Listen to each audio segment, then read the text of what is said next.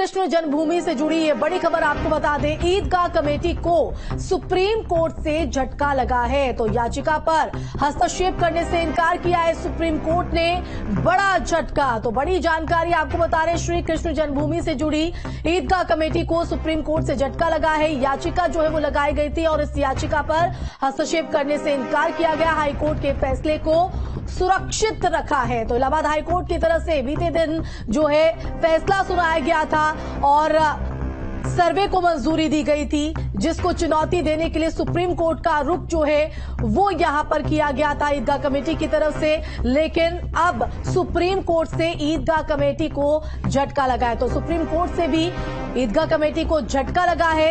याचिका पर हस्तक्षेप करने से सुप्रीम कोर्ट ने इनकार किया।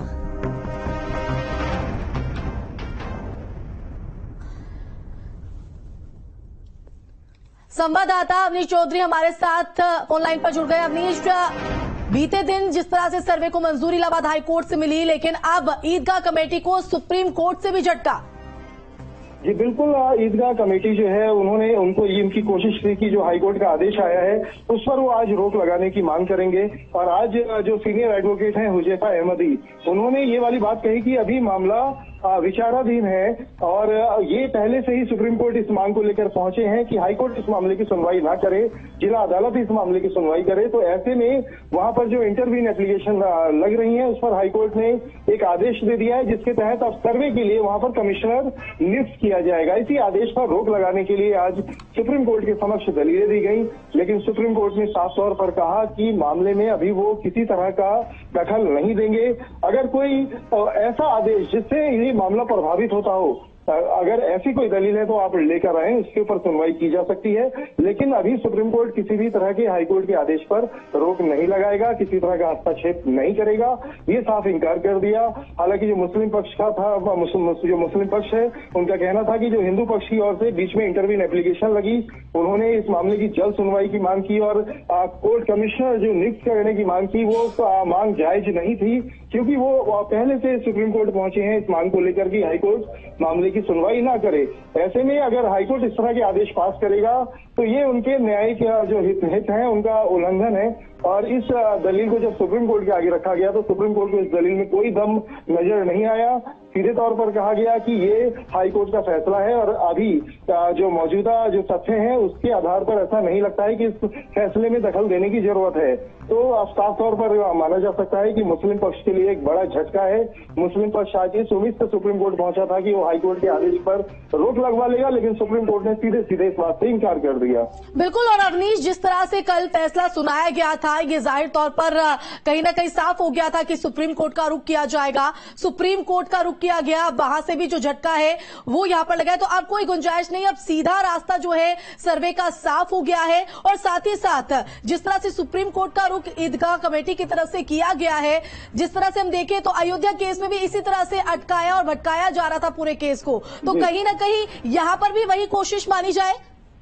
देखिए, बिल्कुल वही कोशिश है और बार बार ये बात हिंदू पक्ष कोर्ट को भी कहता रहा है कि ये बेबुनियाद दलीलें लेकर कोर्ट में आते हैं, सुप्रीम कोर्ट तक आते हैं, जिससे इनकी मंशा सीधे सीधे नजर आती है कि इस मामले में को लंबित करवाया जाए, डिले कराया जाए। जो विष्णु शंकर जैन है हिंदू पक्ष की ओर से, उन्होंने भी ये दलील दी थी कि जब ज्ञानवापी जो मस्जिद का मामला, जब उसमें सर्वे का आदेश हो सकता है तो ईदगाह मस्जिद के मामले में सर्वे का आदेश देने में क्या समस्या है। अगर कोई जो कल ऑनरेबल इलाहाबाद हाईकोर्ट ने आदेश पारित किया था एडवोकेट कमिश्नर का अपॉइंटमेंट का, उस आदेश को आज वर्चुअली शाहीदगाह मस्जिद ने और सुन्नी सेंटर वक्फ बोर्ड ने सुप्रीम कोर्ट में चुनौती दी थी बिना कोई प्रॉपर एसएलपी के। और उन्होंने सुप्रीम कोर्ट के सामने डिमांड की थी कि इस मैटर पे स्टे लगा दिया जाए, इलाहाबाद हाईकोर्ट की प्रोसीडिंग्स पे स्टे लगा दिया जाए, जिसको आज सुप्रीम कोर्ट ने सिरे से इनकार कर दिया। सुप्रीम कोर्ट ने कहा कि ये मैटर 9 जनवरी के लिए निर्धारित है, हम उसी दिन इसको सुनेंगे और इलाहाबाद हाईकोर्ट अगर कोई आदेश पारित करता है और आप उससे एग्रीव्ड हैं तो आप उसके खिलाफ जो आपकी अप्रोप्रिएट रेमेडीज है उस पर आ सकते हैं। पर स्पष्ट रूप से सुप्रीम कोर्ट ने कहा कि जो कल इलाहाबाद हाईकोर्ट ने आदेश पारित किया है वो हमारे सामने है भी नहीं,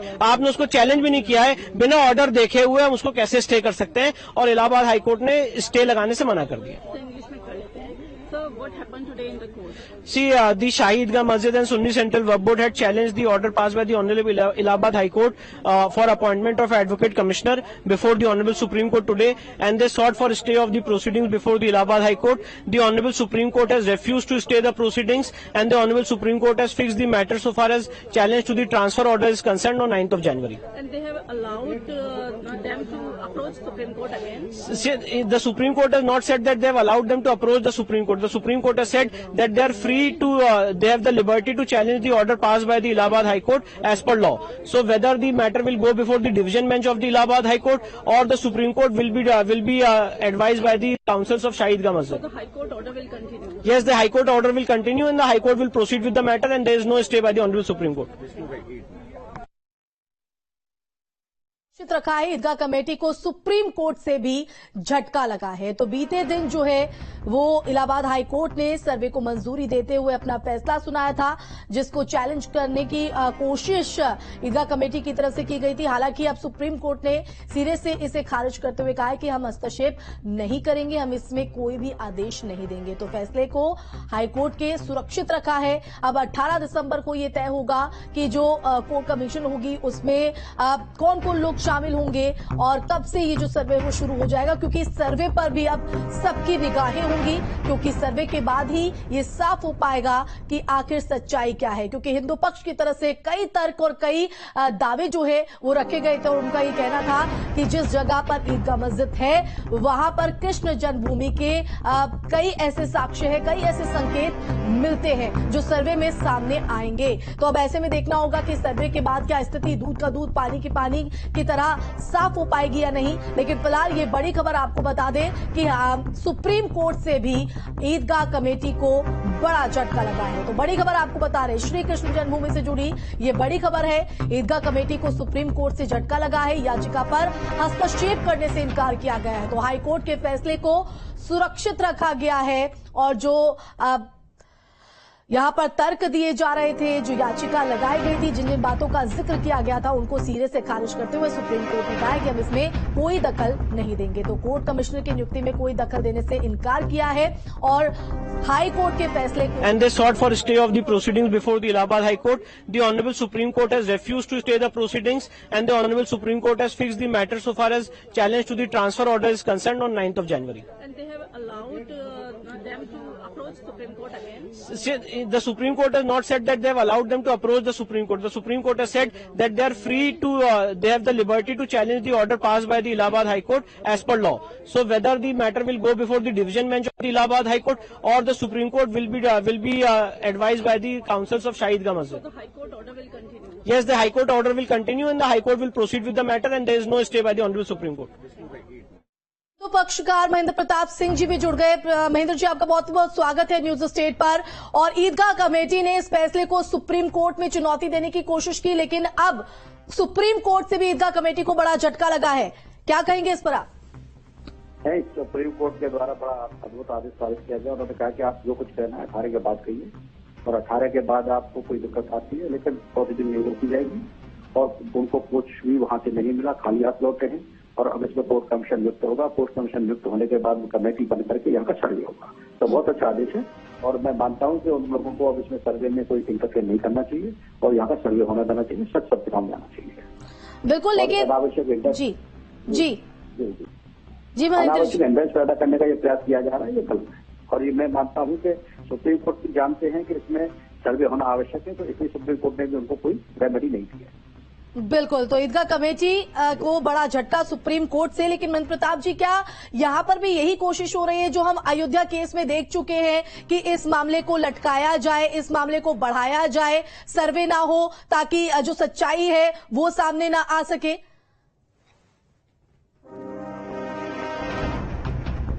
हमारा चाहते हैं, उनका एकमात्र उद्देश्य यही है। इसी को लेकर के हिंड्रेंस पैदा कर रहे हैं, हाई कोर्ट हो चाहे सुप्रीम कोर्ट हो, उनका एकमात्र उद्देश्य है। और मैं मानता हूं कि इस तरह का कुछ चलने वाला नहीं है और इसमें सर्वे होगा। कोर्ट ने कहा कि दिक्कत होगी, बाद में आप आइएगा। ठीक है, सुप्रीम कोर्ट ने अब बड़ा झटका कहीं ना कहीं ईदगाह कमेटी को यहां पर दिया है, लेकिन अब इसी के साथ जो सर्वे का रास्ता है वो कहीं ना कहीं साफ हो गया है। क्या अब उम्मीद करते हैं? आप सर्वे से बहुत बहुत शुक्रिया महेंद्र प्रताप जी आपका जुड़ने के लिए। तो हिंदू पक्षकार हमारे साथ जुड़े थे, उनका ये साफ तौर पर कहना था कि कहीं ना कहीं इस पूरे मामले को भटकाने की कोशिश है, कोई ऐसे गवाही या कोई ऐसे कागजी गवाह मौजूद नहीं है। संवाददाता अवनीश लगातार हमारे साथ बने हुए। अवनीश, आपका रुख करना चाहेंगे और आज के दिन क्या कुछ इस दौरान रहा, याचिका में किन किन बातों का जिक्र था, एक बार फिर से दर्शकों को विस्तार से बताइएगा। देखिए, हम सबसे पहले ये बता दें कि जो ये पूरा विवाद है इसकी सुनवाई हाईकोर्ट ने अपने पास करने का निर्णय लिया था। जो 18 मामले थे मथुरा जिला अदालत में, वो सुनवाई हाईकोर्ट ने अपने पास करने का फैसला लिया और सारी पिटीशन अपने पास बुला ली थी। मुस्लिम पक्ष ने इसके ऊपर आपत्ति जताई। उनका कहना था कि मामले की सुनवाई जिला अदालत में ही हो, क्योंकि हाईकोर्ट तक जाना उनके लिए मुश्किल है, इससे उनका खर्चा भी बढ़ता है, प्रोसीजर भी बढ़ेगा, ऐसी उनकी दलील थी। लेकिन हाईकोर्ट ने कहा, उनकी दलीलों को खारिज किया और इस आधार पर कि मामले का जल्द फैसला हो, ये न्याय के हित में है, और हाईकोर्ट ने मामले की सुनवाई शुरू कर दी। जहां पर जो हिंदू पक्ष की ओर से ये अर्जी दी गई कि जिस तरह से ज्ञानवापी मामले में एक सर्वे का आदेश दिया गया जो कि न्याय के हित में था, जो सच्चाई है कि वो हिंदू मंदिर है या वो मस्जिद है, जो वहां पे स्तंभ के पे जो हिंदू आकृतियां हैं उनके बारे में जो दावा किया जा रहा है, उनकी सच्चाई जानने के लिए एक कोर्ट कमिश्नर नियुक्त किया जाए। तो ज्ञानवापी की तर्ज पे ही यहां पर भी कमिश्नर नियुक्त करने का आदेश हाईकोर्ट ने जारी कर दिया। ऐसे में मुस्लिम पक्ष सुप्रीम कोर्ट आया ये कहते हुए कि जब मामला सुप्रीम कोर्ट के समक्ष विचाराधीन था, वो पहले से ये कह रहे हैं कि मामले की सुनवाई हाईकोर्ट ना करे, तो ऐसे में हाईकोर्ट इस तरह का आदेश कैसे दे सकता है। आज यही दलील सुप्रीम कोर्ट के सामने रखी गई। जो मुस्लिम पक्ष के एडवोकेट हैं, सीनियर अधिवक्ता हैं हुजैफा अहमदी, उन्होंने कहा कि मामले में सुनवाई की तारीख तय है। सुप्रीम कोर्ट ने हमसे लिखित में दलीलें मांगी थी, लेकिन इधर हाईकोर्ट ने कमिश्नर नियुक्त करने का आदेश दे दिया है। मैं आपके पास लौटूंगी और पूरा समझूंगी कि क्या कुछ पॉइंट्स यहाँ पर रहे हैं जिसके चलते ईदगाह कमेटी को झटका लगा है। इसी बीच हमारे साथ स्वामी चक्रपाणी महाराज जी भी जुड़ गए हैं। महाराज जी, आपका बहुत बहुत स्वागत है न्यूज स्टेट पर। और पहले हाईकोर्ट से झटका और अब सुप्रीम कोर्ट से भी ईदगाह कमेटी को झटका लगा है। देखिए, कितनी दुर्भाग्य की बात है। एक तरफ मुगलों ने हमारे हिंदू सनातन के मंदिरों को न सिर्फ तोड़ा बल्कि उस पर बलात् रूप से कब्जा किया, और अब जब हिंदू इतने वर्षों के बाद जो है अपनी दिगल लड़ाई लड़ रहे हैं, उसमें भी इनको बेचैनी हो रही है। जब ये बताओ कि हाथ कंगन को आरसी क्या, पढ़े लिखे को फारसी का। जब माननीय कोर्ट जो है निरीक्षण की बात कर रहा है, जब इंस्पेक्शन की बात कर रहा है, जो सर्वे की बात कर रहा है, तो अगर जो ये डर क्यों रहे हैं? डर इसलिए रहे क्योंकि चोर की दाढ़ी में तिनका।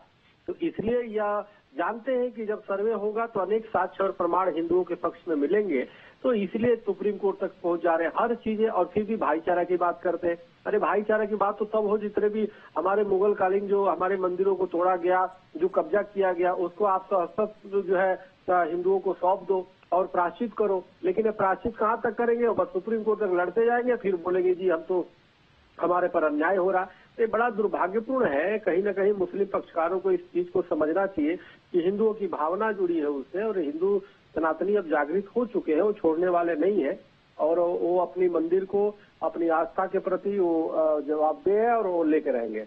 बिल्कुल स्वामी जी, अब जिस तरह से सर्वे का रास्ता तो साफ हो गया है, 18 दिसंबर को पूरी तस्वीर साफ हो पाएगी कि आखिर इसमें सर्वे के टीम में कौन कौन शामिल होगा और कब से सर्वे शुरू होगा। लेकिन ये सर्वे से आप क्या उम्मीद रखते हैं?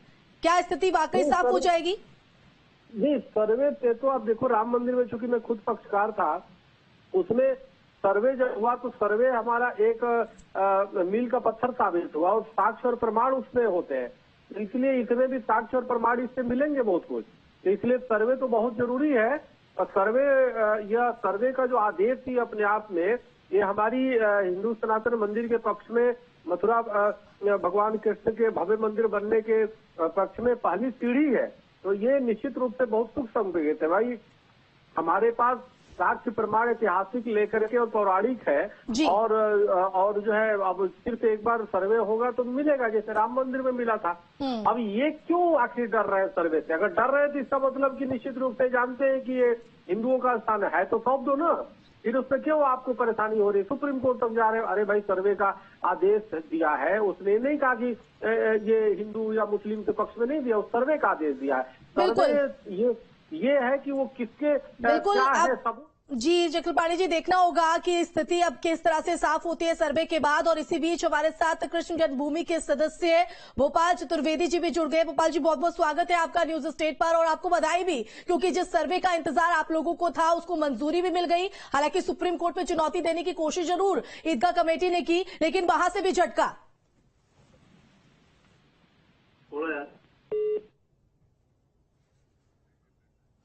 तो लगता है उनसे संपर्क हमारा टूट गया। लेकिन देखिए, हर एक रिएक्शन, हर एक स्थिति पर न्यूज स्टेट आपको बारीकी से नजर डालकर दिखा रहा है। तो याचिका पर हस्तक्षेप करने से सुप्रीम कोर्ट ने इनकार किया है, यानी सुप्रीम कोर्ट से भी ईदगाह कमेटी को बड़ा झटका लगा है। तो दोहरा झटका भी इसको कहा जा सकता है, क्योंकि बीते दिन हमने जिस तरह से देखा था सर्वे को मंजूरी। और संवाददाता अवनीश भी लगातार हमारे साथ जुड़े हैं। अवनीश, जरा बताइएगा, क्योंकि आपने बताया कि किस तरह से पूरा जो है ईदगाह कमेटी की तरफ से रखा गया, तो आगे भी किस तरह से आज चर्चा यहां पर रही और किस तरह से हस्तक्षेप से इनकार किया गया सुप्रीम कोर्ट की तरफ से, वो भी जरा बताइएगा।